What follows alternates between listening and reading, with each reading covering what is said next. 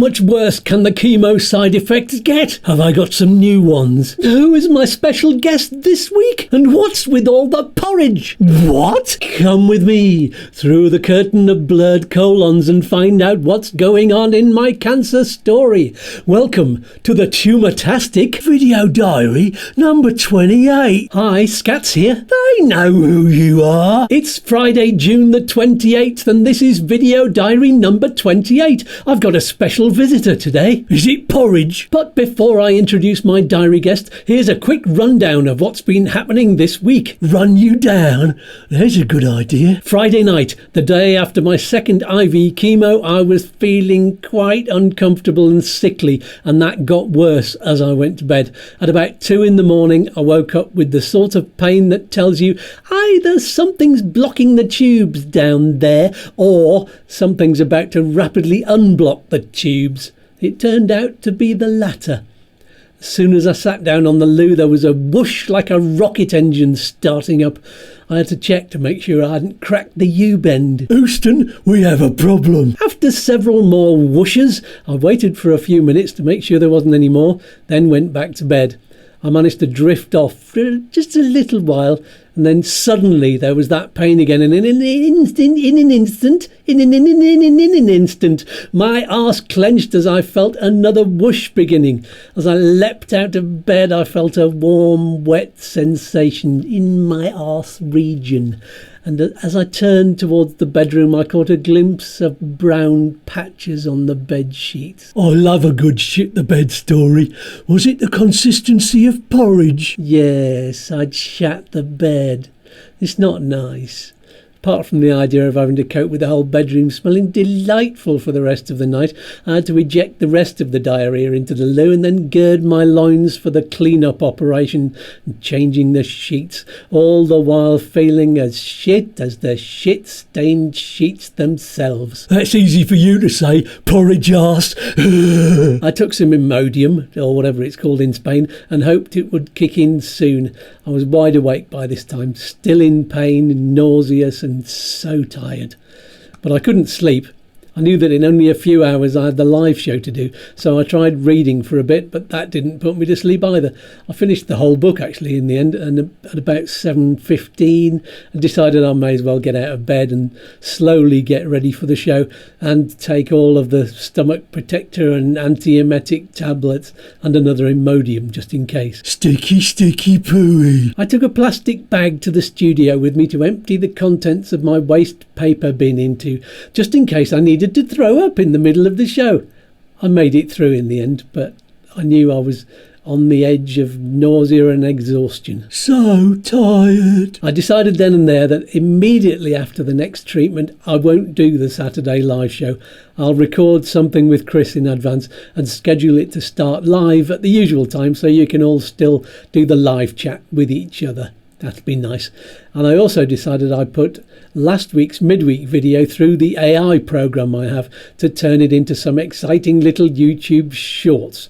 That way I wouldn't have to write and film and edit and upload and schedule a whole new video this week. You lazy bastard. So I've finally given in to Freddy the Bastard. Yes, I've got you now. I had some THC oil on Saturday lunchtime and that helped a bit with the nausea and pain and fatigue, but I was completely out of it, lying on the settee all day. Sunday was very similar, Monday too. I've been watching the Euros. The football, I mean, not the money. Money, money, money. Now, I don't actually like to complain too much about the symptoms and side effects. Yeah, I know I do it a lot, but it does make for good clickbait titles and it keeps you all engaged, I hope. But on the other hand, I do have to be totally transparent with myself and Liz and the doctors about them, because they could mean something is wrong with the treatment or that one of the side effects is too serious or something. I've had problems with my eyesight recently. I don't know if it's just the natural progression of getting older, but I'm now having to wear these close-up reading glasses for the computer, which is further away than my reading distance, and that might be a chemo side effect. Don't know. And my throat, as you may have heard, it's been quite rough, and that's been happening on and off this week. I like a bit of rough. Over the weekend I was losing weight quite rapidly, about 1 kilo a day. That's a lot, in spite of eating quite well. But that slowed down after the weekend, and I've put some back on again. I'll have to keep an eye on that. The doctor warned me not to let it happen too much, at least. I had some dehydration too. My skin was looking old and much less springy, and particularly the skin over my calves, it was like turkey neck the other day. So I tried to drink much more water when I wasn't feeling too sick, at least. But it's just difficult. Oh, diddums. One more thing about this week. After having tendinitis last week, I thought it had more or less gone, but it flared up so bad one night that I couldn't sleep without having some tramadol and then steroids in the morning, and just horrible pain. And it was in a different part of my ankle. Very odd. But strangely, by the next morning, my ankle was better than it had been for over a week. Oh, which reminds me, here's a picture of my arm yesterday, which is still bruised from the various needles they put in it last week, which tells me I'm not able to heal as quickly as I should. That's definitely a side effect of chemo. Boo bloody who. Anyway, that's enough about side effects. I told you I've got a special guest. I recorded a chat yesterday in the garden out there, so let's all do the travel-y, timey-wimey time travel thing and find out who it was with. Here goes. Stop it. I don't like it. Well, look who's here. I've mentioned her before on the diary. Probably not enough, because she's more than a little important to me and to my story. It's my lovely wife and bestest friend, Liz. Say hello, everybody.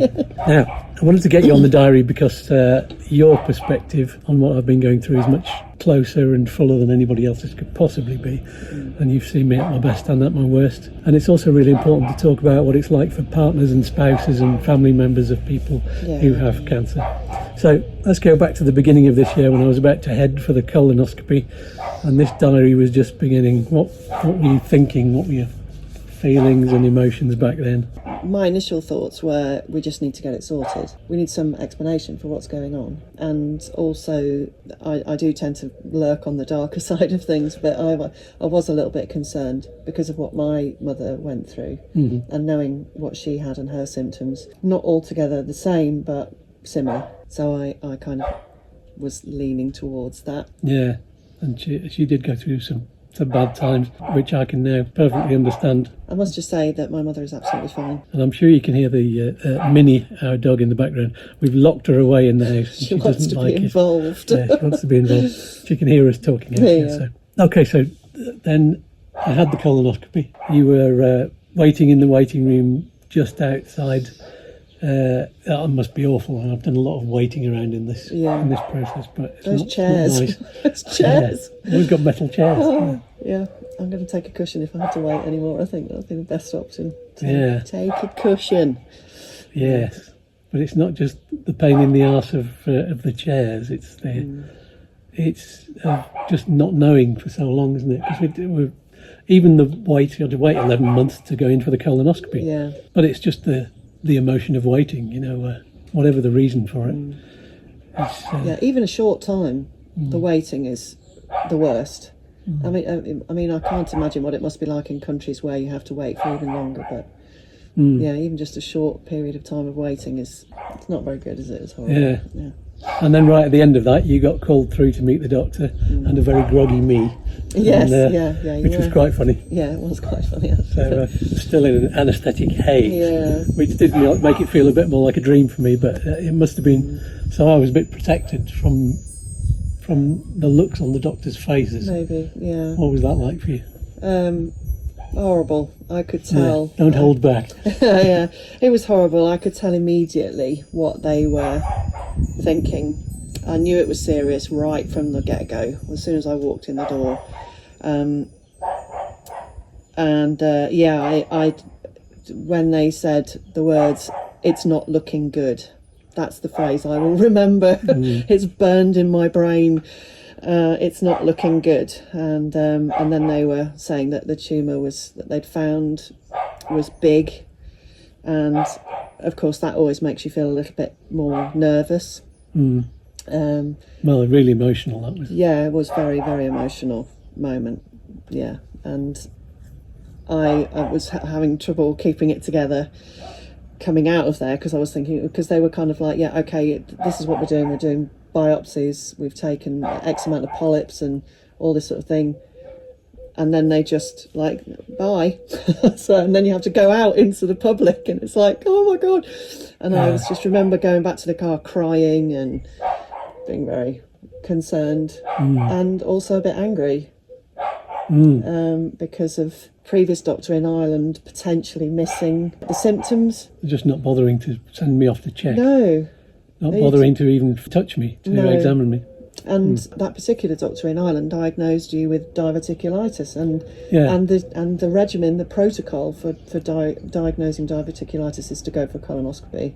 Yeah. And he didn't even send you off to a specialist or to see an endoscopy dude, and so we didn't know that was the protocol at the time. I do now. But, you know, that should have happened and you didn't get it. So we could have caught it at maybe stage 2 rather than stage 3. Although potentially, because of the waiting times in Ireland, I wouldn't have gone in for anything even before we left for Spain. And of course there is a possibility, because colorectal cancer is so slow growing, you might already have been at stage 3. Yeah. So even 4 or 5 years ago, you know, so yeah. Yeah. So I was a bit angry. Anger. So I don't want to force you to re-experience all of the emotions that you've gone through in this process. Let's do it. But just give us some of your thoughts and experiences of what it's been like to see me go through the last few months. I mean, there's been sort of 2 stages to it. There's been the radiotherapy and chemo tablets, which was a different process, and now I'm going through the IV chemo, which is tougher. Yeah. So what's it been like for you? Very stressful, I've got to say. There are so many elements and aspects to it. You don't realise it's not just about what you're going through. It's about what we're going through as a couple as well, and what we're going through financially, and letting the family know. It's the correspondence and the keeping everybody in the loop. I've had people that I've forgotten that I need to talk to about different things. I made a list to start off with of who I should tell, and when, and in what order. I should have done that, perhaps. I don't know. But it's so difficult because people are always asking me, and to begin with, before you'd even had any treatments, of course everybody knew about what was going on and knew about your diagnosis, and I just felt like I need to hand out leaflets, you know, to people, because I just had to say the same thing over and over and over again. And it was especially difficult when you weren't with me and I was out and about, or I was working and people, friends, clients, all this sort of thing, were asking me how you were, and I kept having to go over and over and over it, and they'd all ask the same questions. Now I know that is lovely and very kind and generous of people, but it's really hard to go over and over and over and over everything. And you don't want to tell them that. I've told everybody now. No, go and ask them. A lot of people already know. A lot of people would say to me, I bet you're sick of talking about it. And to me too, to be fair. So, you know, as much as I love the support of the local community and the family and friends, it has been really hard just to be going over and over it. Yeah, there's times when you walk into town and you can't get more than a few yards before somebody else goes, how you doing, give you a hug, and which is, I mean, it's lovely. It's all lovely, and it's really a very positive feeling that I got from it, and that saw me through the first stages, and I think when I finally put this video diary into a book, I'm going to put some of the comments that I got and the positive stories that I got at the beginning or the end of each chapter, just so that you can all get that positive feeling as well, and see what it was like. It is amazing, but there's an impotence that you have when you're a partner. I've got no control over anything that happens apart from when he's at home, and even then I can't stop him working. Just stop working. I find that difficult. Because I can see how he's feeling, and of course this second stage of the treatment, the IV chemo and chemo tablets, has been more difficult, and seeing you struggle to even get up and out of bed has been really hard to watch. I think the first lot, maybe the radiotherapy and the chemo tablets, wasn't quite so bad. Doesn't seem so now. No, I know. It's funny, isn't it? At the I think time, it was, like, but... oh, blimey. Yeah, but then now you go on to the second stage and it's like, oh my God, this is way worse than the first lot, you know. And of course, there's symptoms and side effects that happen with the radiotherapy that you've had to deal with. And then there's symptoms and side effects from this IV chemo that are just way stronger. And although I kind of knew it was coming, you don't know until it's actually happening. You don't know. You can't visualize what it's going to be like, you know. Because I mean, of course, everybody deals with chemo and cancer therapies differently. So, what my mum went through and what I've seen other people with cancer going through is going to be way different to what you're going through, because we're all at different stages of our lives, age-wise and health-wise and fitness, and that makes a massive difference. And they're all slightly different cancers from what everybody else has said. Although I have had a lot of people who've said, yes, I've had the same thing, or my father had the same thing 20 years ago, and everything is fine, and he's been in remission for that long. So.